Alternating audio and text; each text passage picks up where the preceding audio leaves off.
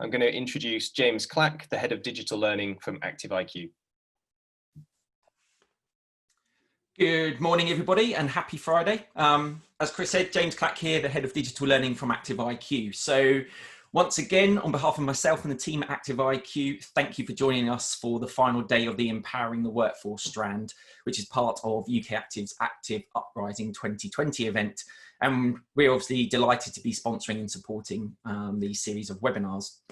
So we've had 3 great sessions this week where we started off with a look back at the past 12 months and also a glance into the next 12 months. And this was followed up with 2 great sessions looking at leadership after lockdown with Jeremy Snape and also how to hold coaching conversations with Kate Cooper, which I'm certain will be of value as we return to work. So on to today, really, and to wrap up this week, as Chris mentioned, we have a great session for you, which is going to be presented by Dr. Cole Robertson and Mel Spooner, and they're going to be looking at the reality of COVID-19 and preparing the workforce. But before we get going, please do remember that this isn't the end of Active Uprising 2020. There are many more webinars over the next 6 weeks. So if you haven't registered already, please do go and sign up via the event page, which I'm sure will be shared through at the end of the session. So enough from me, it's time to hand over to today's presenters and they're going to explore the reality of COVID-19. Hope you enjoy it.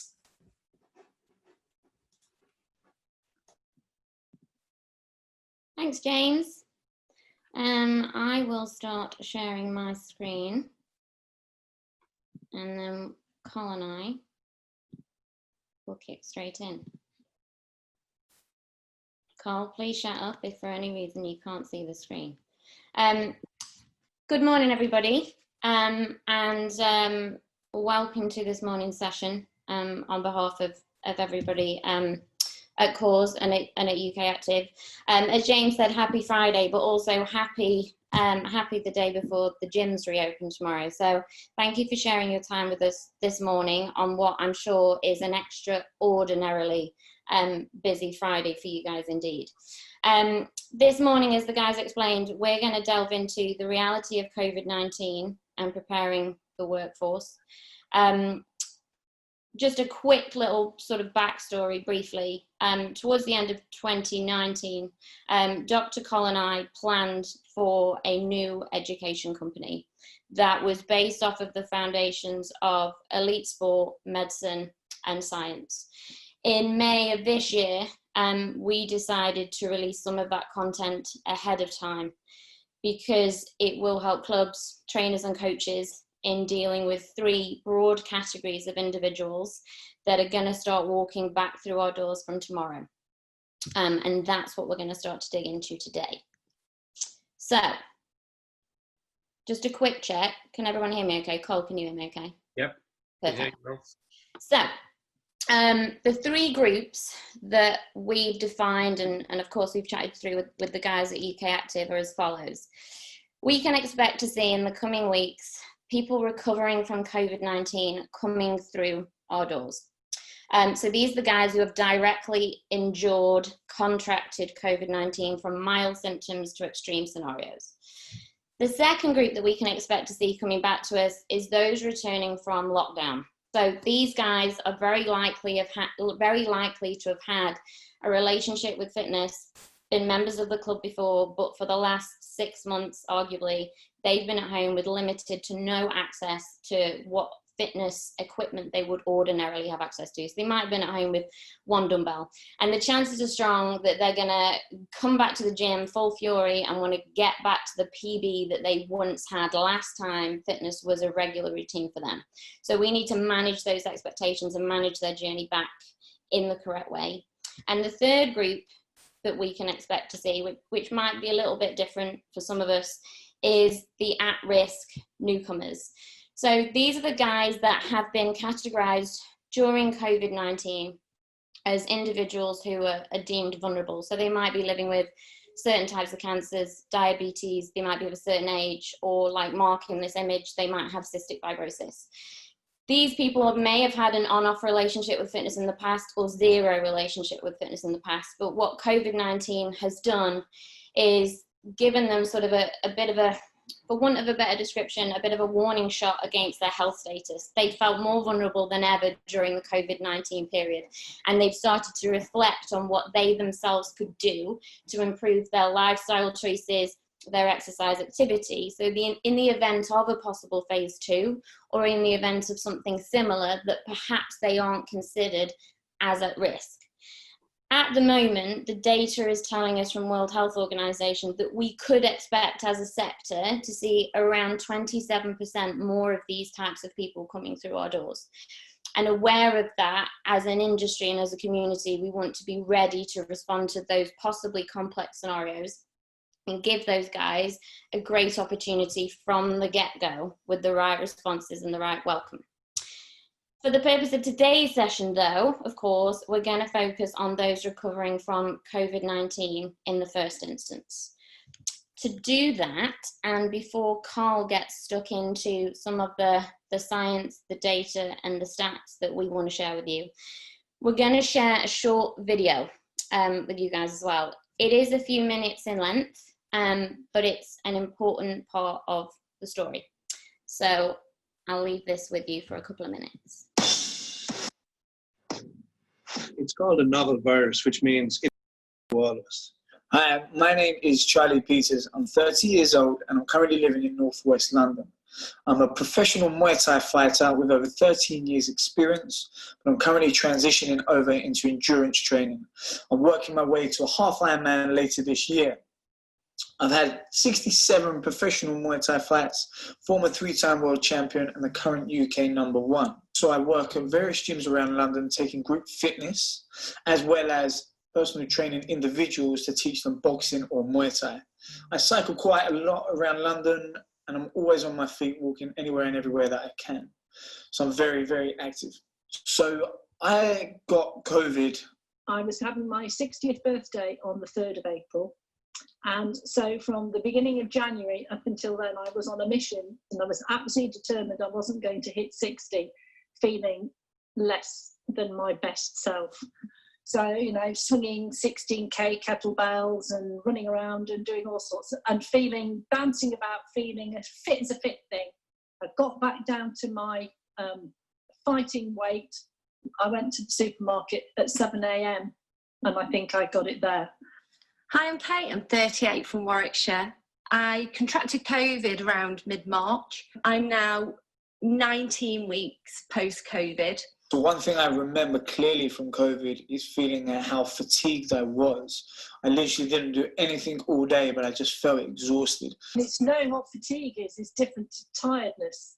I felt absolutely fatigued, absolutely completely wiped out. Breathless going upstairs, total fatigue. Absolutely wiped me out. My initial symptoms were very flu-like and lasted only around a week. But the hardest part of it was the 3 weeks after that, when I really did feel super fatigued, really struggled actually to go about my daily business. And that was quite difficult. I'm an at-home mum of 2. There was a moment where I was quite afraid.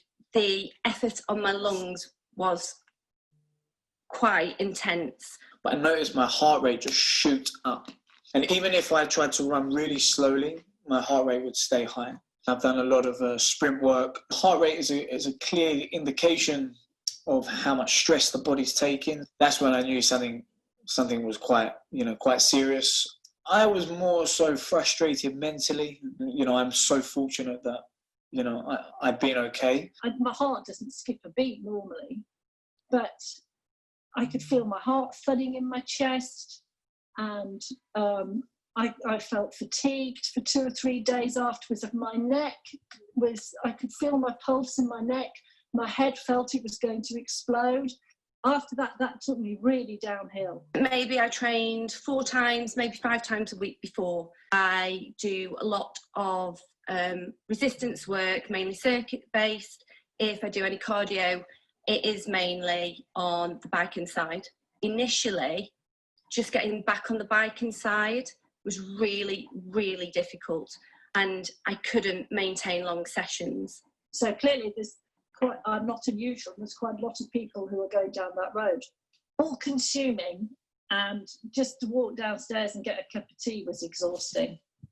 And by the way, during the night, I've had this really, really weird pain in my head, and my cheek feels numb. And she just said, you've got to get an ambulance and get yourself to hospital quick, because you might be having a stroke or have had a stroke. They've said I've got some mild neurological nerve damage. If you go to a class and say, right, well, we're going to do an EMOM, every minute on the minute. I don't think my brain could actually process that as well at the moment. I'm really scared to start again, because I don't know whether it's going to trigger it off all over again. But I don't want to not start again, because I want to get back to myself. But I don't know when the right time will be to start. It's not really how much you do.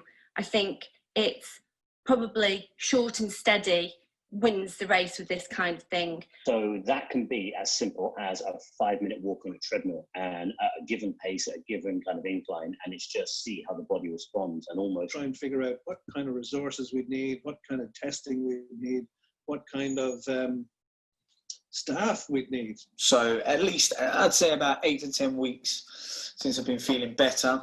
You get to learn your body in a different way, in a different manner. My body's never been through something like that. I've never been through it mentally and physically. So I feel like I've learned a lot more about myself. I've been extremely lucky. I've been extremely, extremely lucky. What you learn about yourself going through a battle like that is an amazing thing to happen. But I've been very fortunate, very lucky in comparison to many other people. So my thoughts are with them, definitely. Because it never stops. It never bottomed out. Without a vaccine, we are looking at a very different world for the next 2 or 3 years. We need a new normal for everything, don't we? So that's an appropriate way to kick us off. Huge thank you to Charlie, Jan and Kate for sharing accounts with us of their story. They're just a few people that Col and I have spoken to in the last few weeks, together with Dr. Mick Malloy from Disaster Medicine and Lee Halftek, who is an elite sport rehab coach. I'm now going to pass over to Col, who's going to talk through some of the core stats and data. Thanks, Mel.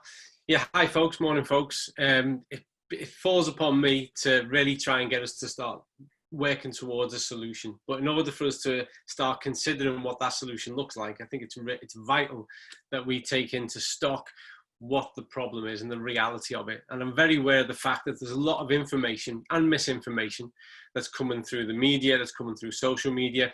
So really what I wanted to do was draw your attention to the latest verifiable statistics that we have globally and within the UK with regards to the impact of COVID-19. So those columns on the left, that's showing you the global statistics, and it paints a very stark picture really. But let's focus straight in on the detail that's on the right. And this is drawn from the most recent update we've given to this was the 21st of July. So this is quite hot off the press. So currently we have approaching 300,000 confirmed cases, and it's important to recognize that those confirmed cases are more often than not where someone's reported that, received some level of diagnosis or test. What we don't know is how many unreported cases there are, but this is the reported cases and confirmed cases of COVID-19. We've had to date slightly more than that, looking at that 45.3 thousand deaths. Today I had a look at the stats on that, and sadly that's grown again, but we're still around that 45,500 deaths and 250,000 ongoing treated. And again, these are the people that we are aware of. And currently this is all being associated with what we call the first wave or the current wave. But I want us to actually pause and actually consider what that means in real terms. So a phase 2, which is the dotted column on the right, is the fact that we know there is going to be a phase 2. We know that for a fact. It's not up for debate. It's not about whether or not one scientist agrees or disagrees. Believe me, across the whole scientific board who are looking at COVID-19, across the medical board, we know there's going to be a phase 2. What we don't know yet, and the best predictive models can't really add any detail to it, is what the scale of phase 2 is going to be currently at the moment. But we do need to brace for it, and we need to recognize that we are going to move into that. So if we just spin on from there, let's look at this in a bit more of a context with regards to the UK timeline. So back in March, when we went into lockdown, the stats the day before lockdown was 647 confirmed cases. You know, once we reopened the pubs and restaurants, you know, the week later we saw a huge spike. We saw 1,240 cases on July 15th. And again on July 21st, we saw 580 cases. So it's really important to consider this, because the debate around whether or not we've completed our first wave of COVID-19 is being hotly debated. And I actually consider the fact, as along with most medical practitioners do, that we haven't actually. We've seen the wave change, we've seen it undulate, but there's no really compelling evidence that we've got past the first wave. And what we have to be mindful of, and this isn't to, you know, broadcast any kind of doom scenario, we just got to be realistic. And it's important that we're realistic, because the fact is that there's going to be an increased profile of COVID-19 cases coming our way. So if you look at those stats around July 15th, once the pubs and that sector have been reopened, we saw a huge amount. And now what we're seeing is an amount, even just this week, that's not too dissimilar to what we saw just prior to lockdown. But still, we're going to start to release lockdown procedures, and you know, the gyms are going to open tomorrow, and we're going to see other changes as more and more of lockdown releases. And then what we've got is regards to what is coming our way. And this is the big concern medically, clinically, and scientifically now, is that as we head in to that seasonal change, which will bring us into autumn and then into the winter, well, that's our common cold and flu season anyway. So that's where we see an exasperation of confounding factors. That's when we see more of a reportage and profile of illnesses associated with those seasonal variations. And what we have to bear in mind is that COVID-19 can either take advantage of that situation or can make people more susceptible to that situation. So as we move forward, the timelines of prediction of dealing with this in the first instance of a first wave that is going to go into a second wave, and again, it might just blend straight in. In the shortest instance, we are looking at something that we are going to be dealing with actively in what we might refer to as the acute phase for at least the next 18 months. So again, what's going to bring about a change within that time? So if we can just move that along again, please, Mel. If anyone's been keeping up to date, you'll know that University of Oxford is leading the charge with regards to developing a vaccine. And there was a big announcement this week with regards to phase 2 testing, what had been achieved within that phase 2. And it's remarkable stuff. And if I've said this once this week, I've said it 20 times, and I'm going to say it again.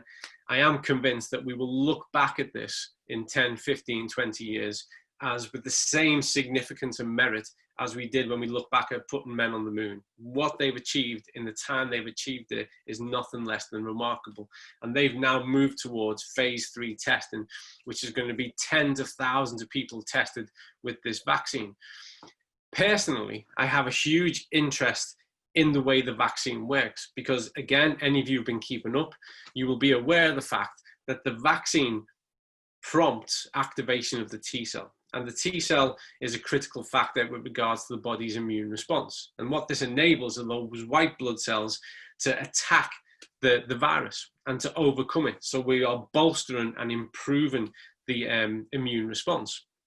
Now, some months ago, there was an announcement on television, it came through the media, which said that it had been identified that across the vast majority, over 96% of people who had the worst symptoms of COVID-19, there was a noticeable and measurable deficiency in T cell production. So their T cell count was down. So this is a part of why their immune system wasn't able to cope with the virus. When that was broadcast, just me alone, I received over 100 messages that day from people from wide and far saying, what are T cells and what can we do about T cell production within the body? And my message to everyone was exactly the same, because I'm an exercise and nutrition scientist. That's my niche, so that's what I focus on.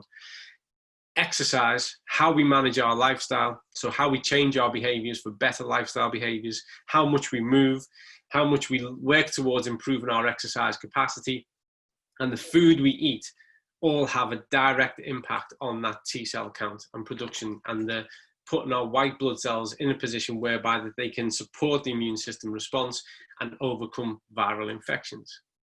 That is a fact. We know that. So the virus from Oxford, which I'm a huge fan of, by the way, it's going to enable that en masse, but we've got to be realistic about the potential, or the capacity, the potential of that virus and when it's going to arrive. In the shortest instance, current timelines are saying that the earliest potential availability for the vaccine is going to be January 2021. And then the people who are helping to support and fund that have talked about making 2 billion dosages available. But there's a whole system that needs to go around that with regards to providing that to the front line, even just the industry that puts together the files, the syringes, the needles, whichever way it works. So there is a lag in time with regards, even though the research is incredible and what they're achieving and how it works, the mechanism of it is incredible. There is still a lag of time, and all that time we're going full on into that season whereby we know there's going to be increased opportunity, increased risk with regards to COVID-19 infection, and more people becoming susceptible to it. So we know a great way, even within our profession, within our area alone, this is what we're masters of. We are masters of prescribing and, you know, planning exercise routines that benefit a person's health and wellness, physical capacity and fitness. And the direct product of that, when we get it right, is that we boost a person's immune system to put them in a more advantageous position to fend off and deal with COVID-19 anyway. So this falls right into our lap. So again, if you could just move that on for us, please, Mel.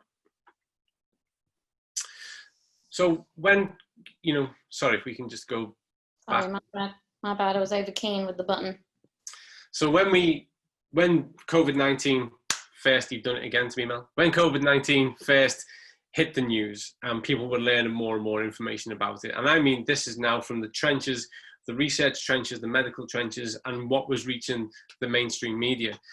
The initial pathology was that this was a respiratory condition, and that was the concern. And it still is. That's still very much a mechanism by which, you know, infection is spread.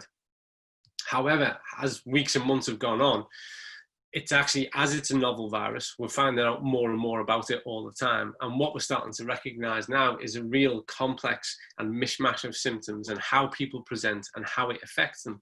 So primarily, we still recognize it as a respiratory infection, but it's more now being classified as a cardiorespiratory infection, because some people, in fact, a growing amount of people, the first symptom that they're reporting, particularly when it's quite severe symptoms, are cardiac related. That aside, even when we look at it as a direct mechanism of a respiratory infection, what we're seeing now, what we're capturing, the information that's coming from all across the UK and in fact all across the world, are these cardiac issues, fatigue, debilitating levels of fatigue, and what we call post-viral fatigue. It's having a direct impact and causing damage upon the vital organs. It affects and damages the hemoglobin in the blood. There are neurological issues related to it, and we're going to cover some of that in a moment, but some of those are quite kind of strange and unique in some instances as to what people are reporting, from the slightest things to a twitch to loss of sensation and numbness. But we're seeing a whole spectrum of neurological issues, which ultimately in the worst instances leading to factors such as stroke. And then there's this huge issue, which are the psychophysiological issues. And some of the people who very kindly dedicated their time to take part in that video, you know, commented on this and mentioned about this, which regards to the stress, the worry, the concern they have, the fears they have, the self-doubt they now have with regards to re-engaging in physical activity and exercise. To some extent, you know, bear in mind, people on that video, they were previously either very, very active, competing at a very high level, all the way through to being generally high active, and certainly engaging in what we call the recommended amount, which is actively participating in exercise and physical activity most days of the week, being mindful of the kind of foods that they eat. So these are what we call, you know, typically our lowest risk kind of groups. And these people are reporting a huge amount of self-doubt, because the process, the experience they've been through has caused them to question themselves and bring about a certain amount of reappraisal of who and what they are, and where can they take stock from, because this virus has affected them quite dramatically. So that aside, we can only imagine, and there's more and more of this narrative starting to come through.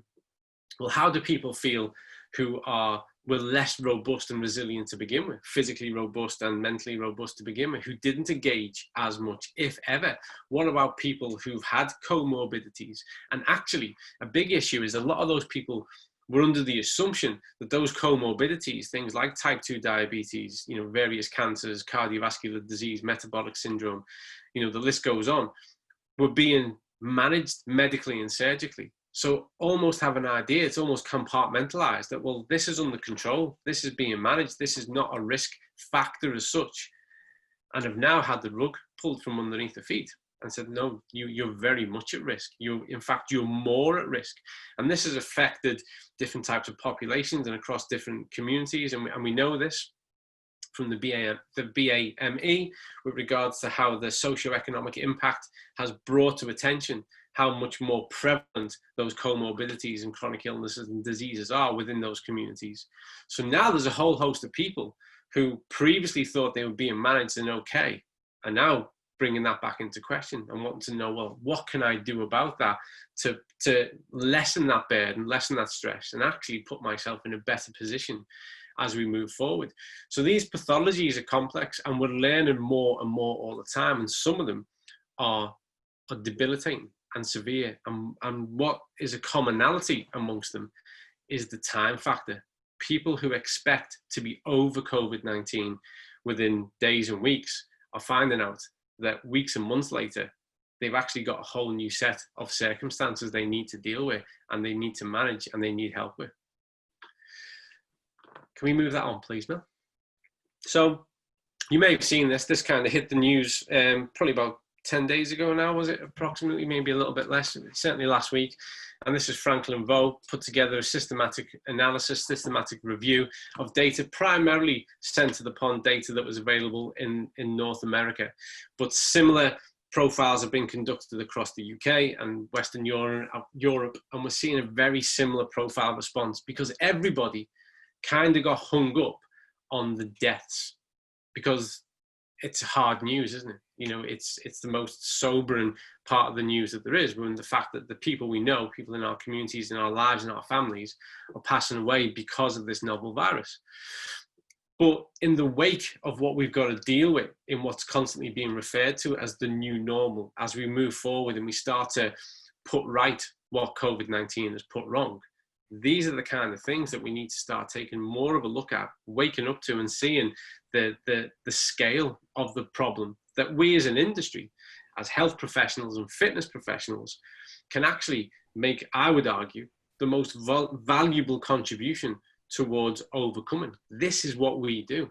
This is how we can empower lives to be better in the wake of what people have experienced. So for every one person who dies with regards to the systematic review and analysis, 19 will require hospitalization. And that's where they're going to have to be supported in hospital with regards to their respiration. 18 of those are likely to have permanent heart damage for the rest of their lives. And that's going to be on a different level of scale. One of the people who provided towards that video that you just watched a few moments ago, they are now dealing with a heart-related, a cardiac-related issue that is brand new to them. And prior to COVID-19, they had zero risk for. So this was someone who was healthy, well, no comorbidities, not living on medication, and is now taking those first steps towards that, as well as neurological issues, and has had to actually go back to A&E at least twice with regards to neurological issues and suspected stroke behavior. So this is dramatic. 10 will have some level of permanent lung damage. A lot of my more medical colleagues don't like to use the word damage, but we need to get real, folks, because what COVID-19 does is it sits upon the cell, so it sits upon the tissue, sends in its replicant signal, and then causes cellular damage. So there is literally damage across the lung and other cells and parts of the body as well. So 10 people are going to have some kind of prevalent issue with regards to that. 3 will have a stroke. 2 will have neurological damage that will lead to chronic weakness and coordination. This is for the long term. And 2 will have neurological damage that leads to loss of cognitive function. So certainly everything from those 19 and what is made up within there are areas in which we can work to improve quality of life, to enhance prognosis, to change some of those fortunes around. There are things in there that we can literally, through excellent exercise prescription, through managing that person, through better lifestyle choices, we're the ones who are placed within communities, within society, to most meaningfully start to change the outcomes of these. And it kind of falls upon us, it's our profession. So Janet, was reporting 16 weeks out, just to focus on her case study for a moment, because I think she's an excellent example of what might actually become common, which is someone who has done their best to manage their lifestyle well and engage in meaningful exercise for a long time. And still what she's been left with are debilitating levels of fatigue, difficulty following instructions, a higher now resting heart rate. And as was mentioned in that video, remember, heart rate gives us that under the hood look at how the body is coping physiologically. So if we're seeing that that's under more stress at rest, then we know that there is fundamentally something else going on under there. And actually adding exercise as a stress to that is going to burden the body all the more. These are the cues that we need to listen to. But we can talk about that another time. With regards to the rebuild process, which is what we're focused on, the first part is, when we're working with an individual, is overcoming COVID-19. The second part, which is our second concept, is how fitness testing optimizes programming. So we've got to get back to our brass tacks. We've got to start to take objective measures, because people are going to be reporting with a lot of multiple factors. And for us to have a meaningful impact and change on them, well, we need to account for them. So we need to get back as an industry to those better standards that we have, which are about taking objective measures and making those measures inform our practice. And then the art of programming for long-term success, which means, we've got to start to realign and focus on what health and fitness means to the individual and how we can achieve that in a long term. Because the fact is that anyone's route out of COVID-19 is a slow, managed, graded process. It's not about push, push, push and take a more common route, some might argue, with regards to developing fitness. It's not that at all. In fact, for the first 6 to 9 months, it's about intelligently underscoring that and working within that range, whereby exercise is purely a positive stress and that we're building up tolerance for the longer time. So there are 3 fundamental concepts. So this hinges off an excellent early assessment. And what we've done is we've collaborated with physiotherapists, with community health rehabilitators and practitioners, and we've put together a document to inform and to assist you with those early assessment questions. And we have to bear in mind that that initial assessment is vital. It's your opportunity to start to build a relationship, because relationships matter more than anything else. If the individual feels assured, supported, and safe, that they're being accounted for individually, and you start to build a meaningful relationship moving forwards, then we know we get better compliance and people stay for longer. The longer a person stays, then we can start to look at how we can lower their risk with regards to chronic illness and disease, how we can measurably improve their circumstances with regards to dealing with post-COVID-19, and have more of a lifetime member and participant within exercise and fitness. Step 2, after that initial assessment, once we know everything we need to know about that individual before we start, it's looking at their exercise tolerance, their functional and strength testing. And we need to change some of our ideas about that so that it's relevant to the circumstances that we're working in. And then step 3 is knowing where to begin, because that's really the art of it. It's about empowering people through success, placing them in a position to be successful from the start, breathing confidence, reassurance, overcoming those psychophysiological issues, as well as starting to, from the start, targeting those very real physical and physiological issues. And on that, I'm going to hand back to you, Mel. Nicely done, very smooth. Thanks, Cole. This last slide, before we start to dive into Q&A with everyone, is just really an illustration, and Cole's alluded to this a fair bit already today, but this is just really an illustration of the opportunity, for want of a better word, that we have as a community to pull together on this. Cole referred then to the early assessment questions and testing protocols, etc. And there's going to be no doubt a ton of questions about what are the right questions to ask and what are the right tests to perform.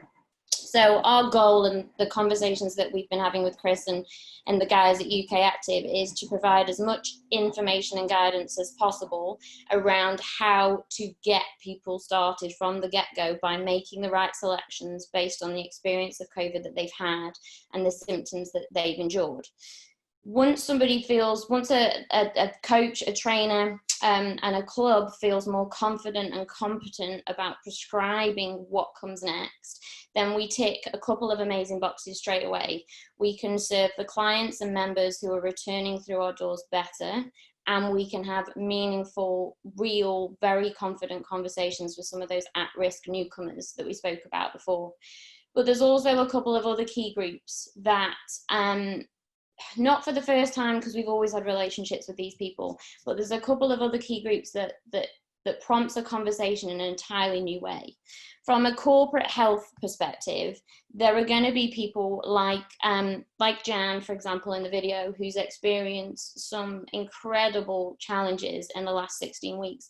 Jan works full time.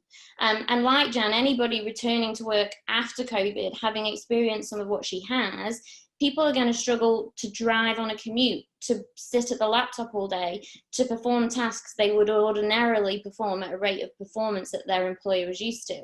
So there's a role somewhere in our network and our community to advise corporates what to expect when people are returning back to work, and start to develop on-site rehabilitation plans and education plans so that employers have more patience with individuals who are coming back to work. There are, of course, dozens of corporate organisations and corporate health organisations that will already be thinking this way, but this is our opportunity as individual coaches and trainers and clubs that are in the very heart of our communities to be having some of those conversations and offering those services directly into employers locally. Similarly, we know that the NHS and community rehabilitation groups are setting up local services as a direct result of what's happened with COVID.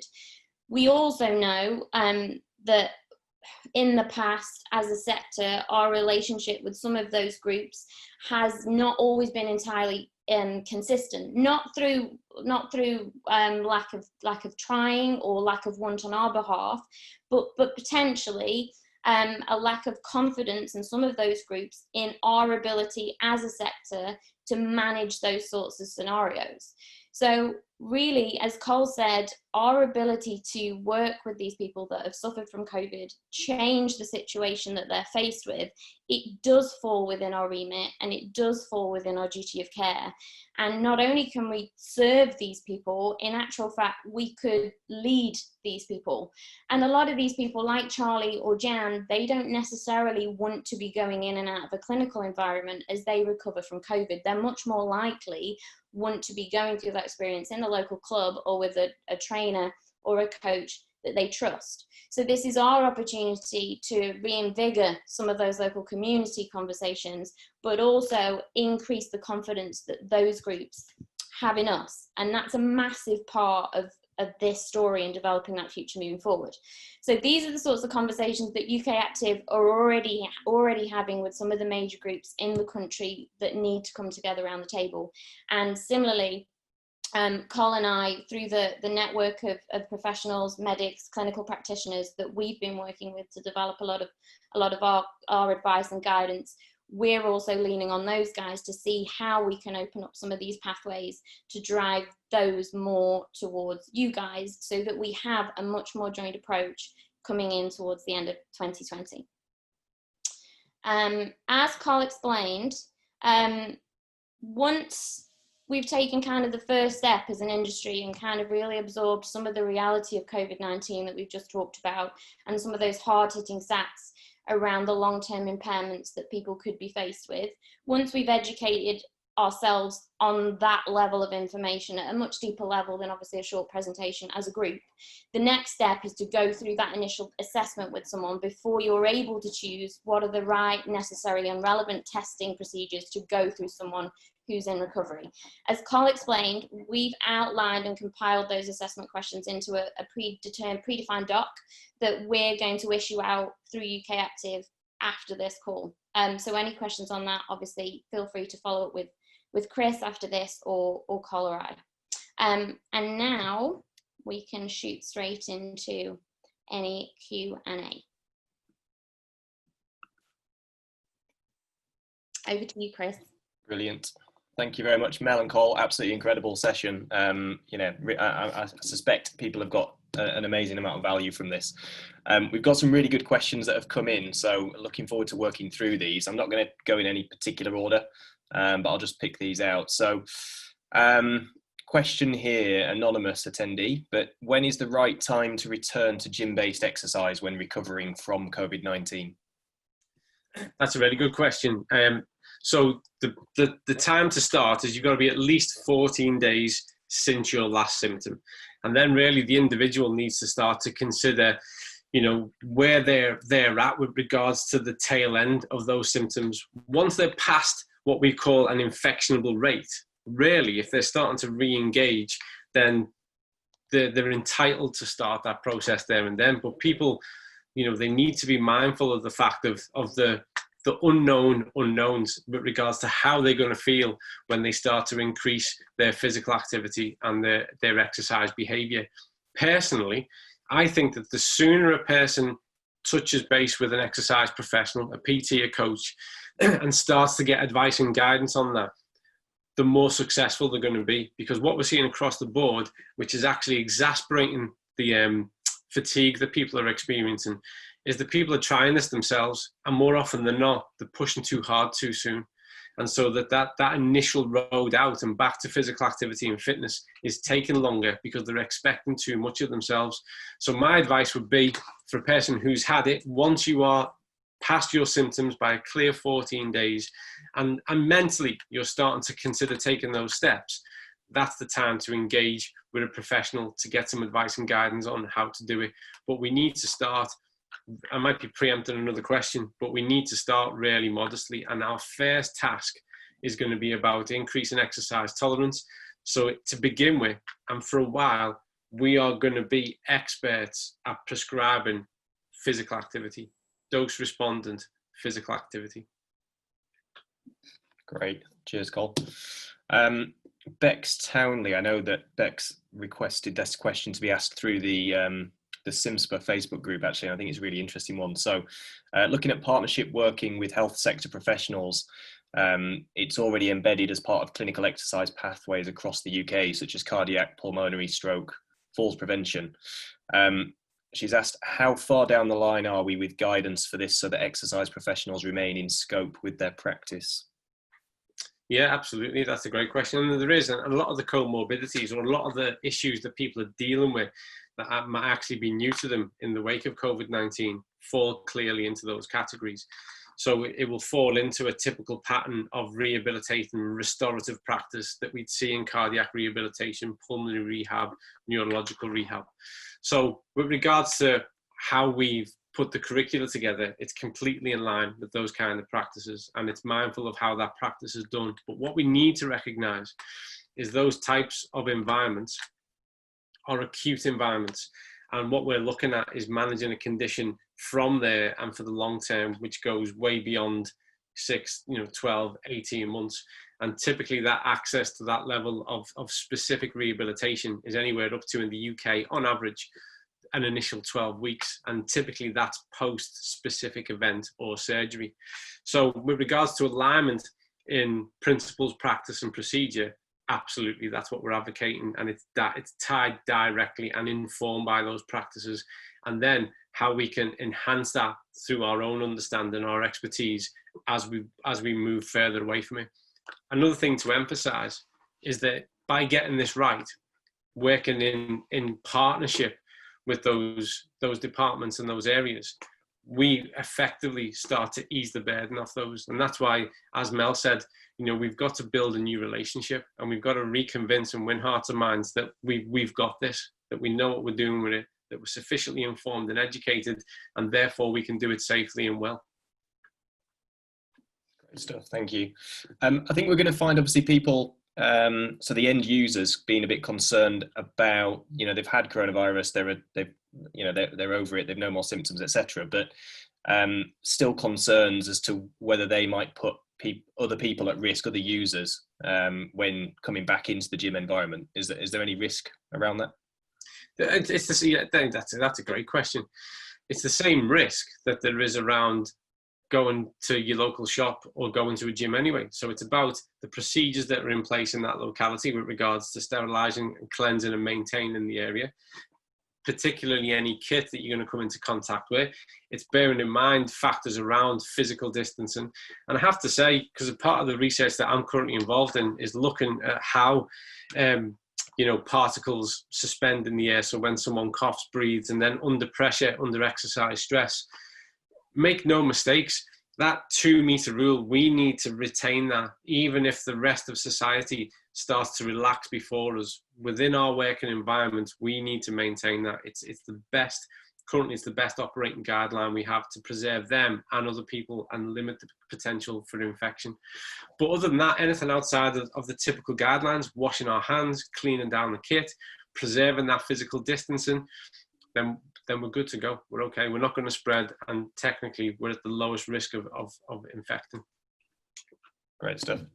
I'm going to go to a former physiologist colleague of mine, Owen Satterley. He's asked, is there any information coming back from the positive tests that have been found in professional sport in terms of best practices for returning to previous levels of physical activity? Yeah, I love that question. I'm glad you've asked it, because it's a big part of the philosophy and sentiment. Moving forward, let's not look backwards. So what we've got to do, and this isn't a cheap thing to say, I'm not playing on words, we've got to re-establish we've got to go from new, because we don't know. What we do know is the longer a person's had symptoms for, and the more severe those symptoms are, we can safely assume there's an increased amount of damage, for want of a better word, I guess, cellular damage, and how it's affected vital organs and neurological tissue. So we've got a mental template with our elite athletes with regards to what they were previously capable of.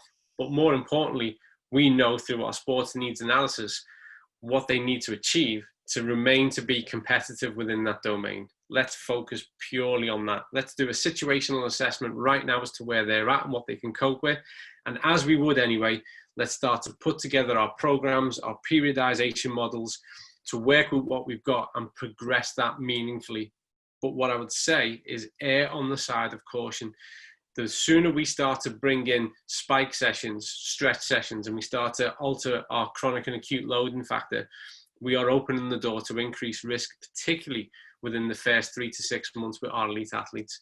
So let's step carefully and keep focused forward on what they need to achieve next. Their past training history, their past performance history is useful to us, and it informs our expectation, but we've got to drive solely forwards, and we've got to work with the change that we see manifest and take place.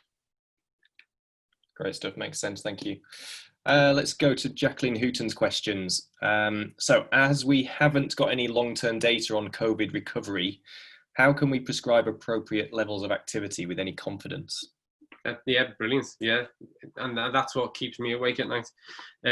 Because what we're going to do is we're going to go right to the best brass tacks of effective clinical restoration and rehabilitation, and how we can blend that into exercise at the right time. It's all about our objective analysis and our informal, being on top of our informal observations when we're working with those people. 100%. I can't emphasize enough to anyone who's left listening to this, we've got to progress carefully. Now, what we've started to do is look to how we can template that and what are the key principles and processes to achieve that safely and effectively.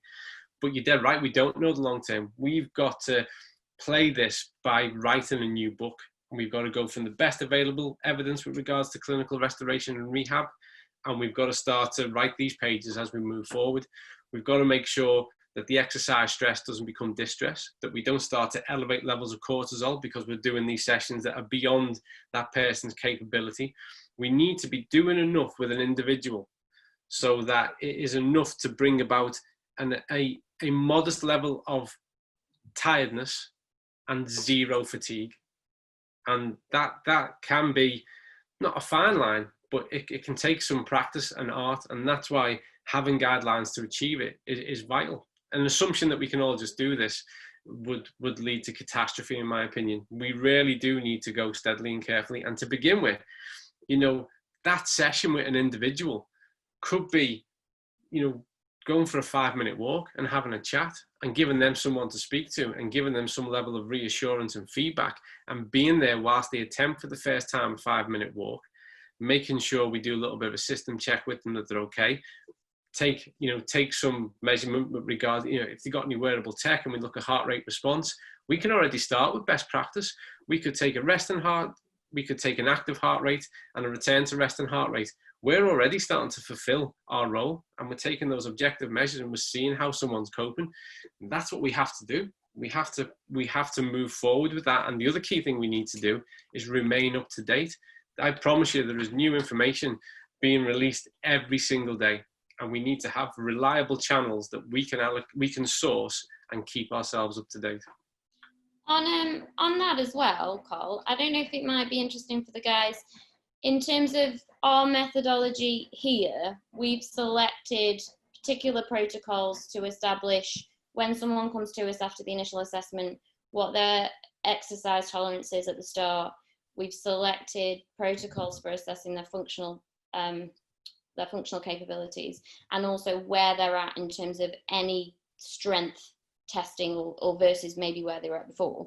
Yeah. In line with that question, I know I'm just conscious of time, I know we haven't got a ton of time, but Col, is it worth just explaining in brief why we've chosen the Rockport test, for example, and how that plays into kind of gauging what is the best place to start, which I think would help people to feel a little bit confident in terms of first step forward? Yeah, I mean, the Rockport test, the reason I've been using the Rockport test for over nearly 25 years. My background was a clinical exercise physiologist and clinical physiologist. So I was working in district generals and rehabilitating people from cardiac disease, pulmonary, and the whole list. The Rockport test holds up as true because, one, if you can take one step, you've completed the measure of the Rockport test, and all our measures around it that we want to access with regards to heart rate, coping response, Borg scale, boom, we've got it, and you took one step. But it's also a meaningful measure that we can reproduce over time and gives us an objective insight as to how someone is coping and increasing their exercise tolerance. So it's really simple. We can do it anywhere. We don't need kit because we can mark a distance outside, or we can use the treadmill. So in itself, you know, it's not a multi-million-pound lab kit version of doing a maximal test, but it's not a maximal test, and we shouldn't be encouraging that. Right from the first experience, each individual should be experiencing some level of success. And I don't mean that in a patronizing, you know, getting behind people and giving them a big cheer. It's about measuring what someone can do versus showing them what they can't do.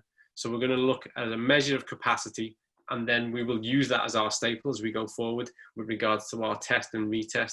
So we commence from where they're at, and not by putting them in a test condition that already places a demand. And that's a critical aspect of how we start this journey for people with regards to improving their physical and physiological situation in light of COVID-19. Thanks, Col. Brilliant. There's a few questions around sort of the exercise referral route. I'm going to take Sarah Dawes-Clark's question. Do you think that all of the industry can safely rehabilitate post-COVID patients, or should it just be dealt with under the sort of more traditional exercise referral routes? I think, where do we go with that question? I think all of the industry should be able to do it. I think all of the industry, with regards to PTs and our coaches working in health, fitness centres, gyms, should be the experts that guide this. I believe that this is a situation that belongs within the community and within society. And I think that the time people spend with regards to exercise referral to rehabilitation should be, at best, that initial acute phase. What those guys do in those instances is tremendous, and there should be a blended approach as to them coming from that setting and straight into ours. Make no bones about it. To get this right, this is a long road for people to walk. Even if it's an elite athlete, it's going to be a longer road than what they're used to training to. And for the average member of the population, it's a long road. And within that, this is also an opportunity. Some people are going to be coming back from being quite active anyway, but a lot of people are going to be coming through who haven't been and want to bring about a change of practice. And that long road is an opportunity for us as an industry to change the statistics with regards to health and activity within the UK. Currently, as you know, it fluctuates within 12 and 13% of people actually engage in our industry. It's a crime. You know, we should be reaching out and we should be using our skill set to benefit those lives and people, because we are the experts at it. So my answer is, we should be the experts at doing this. We should be the ones that people have the most faith in, because it's what we do. We prescribe meaningful, specific exercise to the benefit of each individual in pursuit of their health, their physical robustness, and their fitness. Thanks, Cole. This is really tough. We've got some great questions, but we're going to need to wrap up pretty shortly. So I'm going to pick one more. So a question around age-related changes and working with older adults. So obviously risks around frailty and reduced resilience. Is there any sort of specific requirement for a different approach to what you've kind of outlined in today's session, or any additional considerations? Yeah, there's no difference in approach, but the specifics are inherently different. That's it. So it's the same template of how we approach, which is an individual situation or analysis, looking at what that person's capable of, what they've dealt with, also factoring in, which is why hopefully these assessment questions are going to help you guys out a lot. The questions we need to know with regards to their backgrounds, comorbidities, their experience, we need to know all that. And then obviously age and frailty related to age, if they've not been particularly active, that's a huge phenomenon. So again, that's where we start from. I guess a big part of it is about us not putting any predetermined expectations on the individual, but making sure we assess them, and then we start to put something in front of them that's appropriate to, one, what's realistic for them to achieve and aim for, you know, setting realistic goals. But secondly, particularly when we get to that kind of issue with regards to age related, our work should be around making sure they are as independently, physically independent and functional as they possibly can be at whatever age they are. So that should be the biggest influence over our exercise prescription, is making sure that we're doing things that are going to directly impact on their quality of life and their experience. So yeah, we do need to be mindful of it. We know that tissue remodeling and restoration takes longer. And also there's all those neurological factors if they've not been particularly active. So this all makes a part of your situational assessment, which again, hopefully the questions that we've collaborated with professionals on to aid you with that is going to be a big help in getting that right. We do also, just as a sidebar, because I know that that sort of older group is a key part of your reopening guidelines, Chris. We have a short video on that as well, which we can share with a few people that are asking that as well. That would be fun. Yeah, great stuff. Thank you, guys. We're going to have to call it a day there. There are quite a few unanswered questions.